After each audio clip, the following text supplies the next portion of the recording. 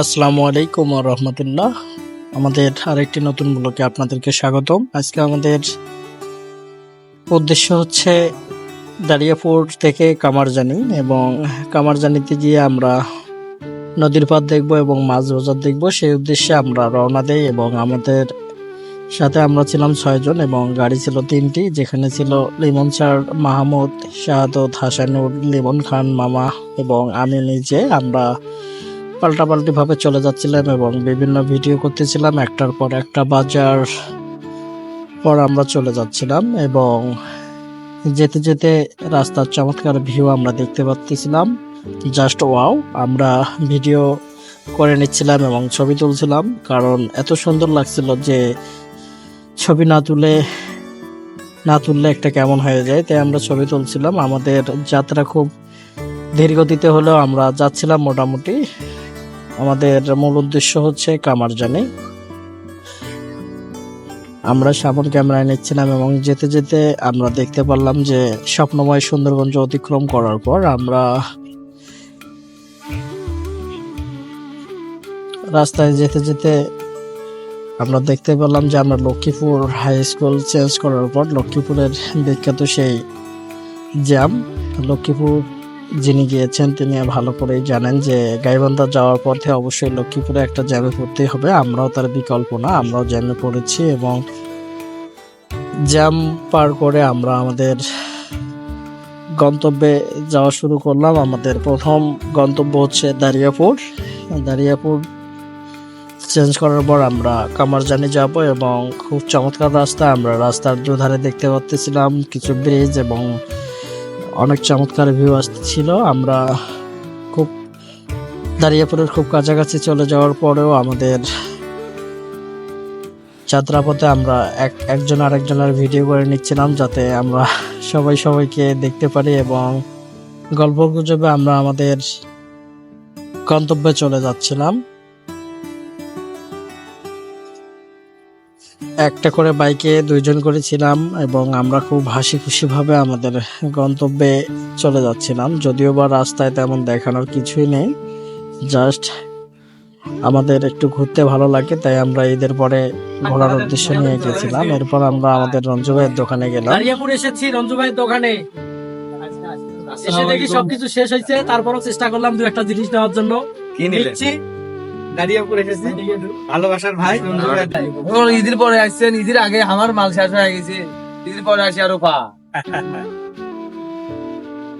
রঞ্জু ভাইয়ের কথা যে ঈদের আগেই সব মাল শেষ হয়েছে, আপনারা ঈদের পর কেন আসলেন? এবং ওখান থেকে আমরা আমাদের কামারজানির উদ্দেশ্যে রওনা দিলাম। কামারজানি যাওয়ার পথেও রাস্তাটা খুব চমৎকার লাগতেছিল এবং রাস্তার 2 সাইড দিয়ে বাজার এবং গ্রাম অঞ্চলের বাড়ি, বিভিন্ন আশেপাশের বাড়ি রয়েছে। তারপরেও রাস্তা খুব সুন্দর এবং আমরা সেই সুন্দর রাস্তা বেয়ে বেয়ে আমাদের কামারজানির পথে রওনা দিয়েছি এবং খুব দ্রুত আমরা কামারজানিতে পৌঁছে যাই। কারণ হচ্ছে রাস্তার দুধার খুব সুন্দর এবং ফাঁকা ছিল। আমরা আমাদের গন্তব্যে সহজেই যেতে পারছি।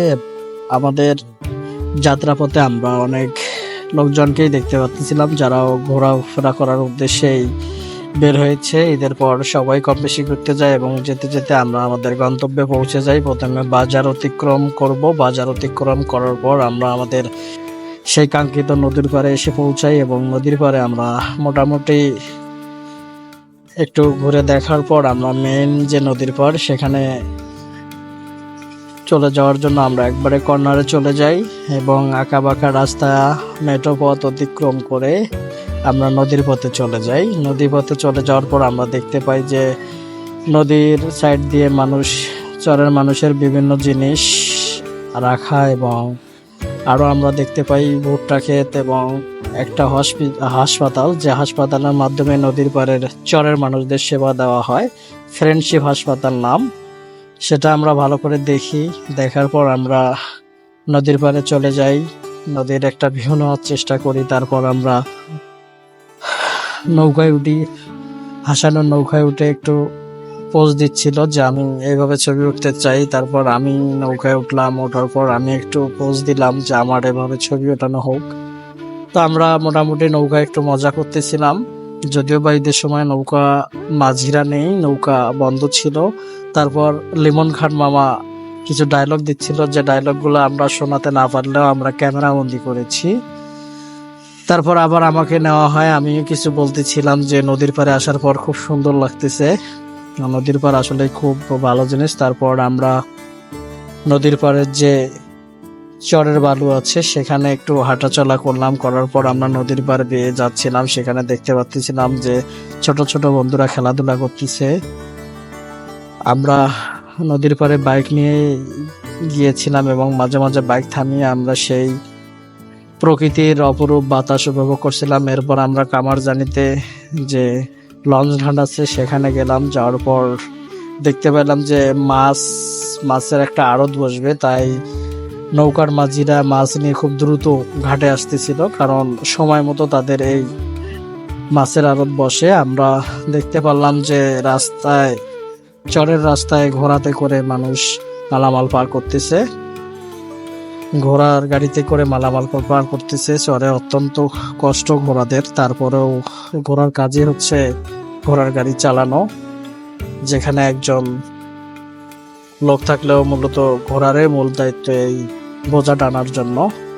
আমরা সেগুলো ক্যামেরা তারপর আমরা মাছ আটতে চললাম, আপনাদেরকে একটু শোনাই মাছ আটের সেই বিখ্যাত আওয়াজ।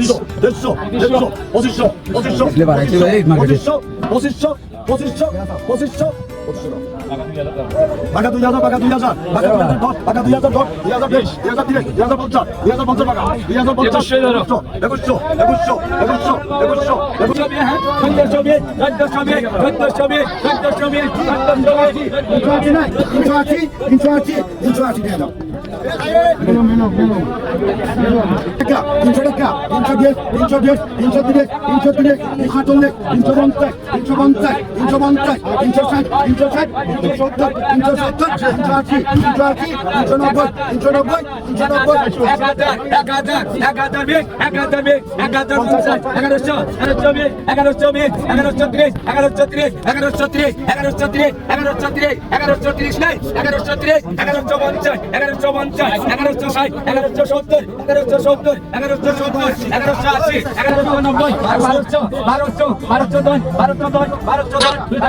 তারপর আমরা মাছ বাজারে মাছ দেখলাম যে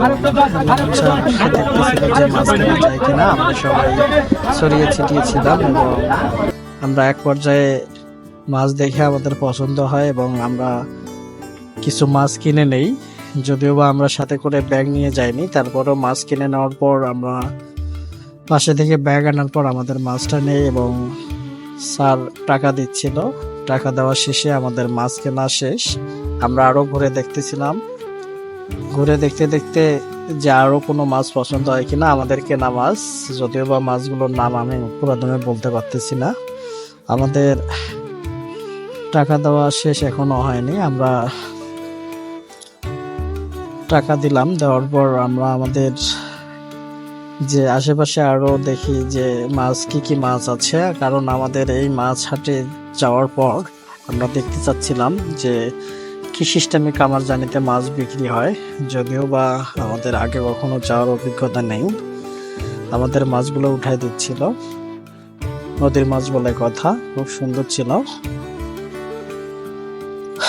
তারপর আমরা বিভিন্ন মাছ দেখতেছিলাম এবং নদীতে বিভিন্ন প্রকার মাছ, এত মাছের নাম বলা আমার পক্ষে সম্ভব না। তারপরও দেখে সেদিন খুব মজা হচ্ছিল যে মাছ বাজারে এভাবেই মাছ বিক্রি হয়, তাও আবার কামারজানি লঞ্চ ঘাটের পাশেই। তারপর আমরা আরো বিভিন্ন মাছ দেখার পর আমরা ঘুরে ঘুরে দেখতেছিলাম যে কি অবস্থা, সবাই আমাদের এই মাছ হাটিতে ব্যস্ত। পরিশেষে যে মাছ বেচা কিনা হয়েছে সেগুলোর মধ্যে ইলিশ মাছও ছিল, স্যার গন্ধ শুকে দেখতেছিলেন এবং সবাইকে বলতেছিলেন যে আমরা একটু দেখি। এখন আমরা তো অবশ্যই দেখতে গিয়েছিলাম, কেউ আমাদেরকে কিছু বলতেছিল না এবং আমরা দেখতে পাচ্ছিলাম চিংড়ি মাছ খুব সুন্দর। আমাদের মূল উদ্দেশ্য এখানে আমরা অনেক সময় ব্যয় করেছি যে আমরা এই মাছ হাটিটাই দেখব। পরিশেষে আমাদের আরো মাছ পছন্দ হয় এবং আমরা এই মাছগুলো নেওয়ার পর আমাদের কাজ প্রায় শেষ। পরবর্তীতে নতুন ব্লগ নিয়ে আবারও আপনাদের সামনে আসব। সবাই ভালো থাকবেন।